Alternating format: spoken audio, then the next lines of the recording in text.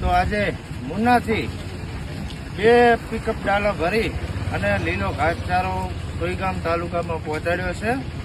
તો મા મેલડી અમને ખૂબ આલે અને હંમેશા એમના રખોપા કરે.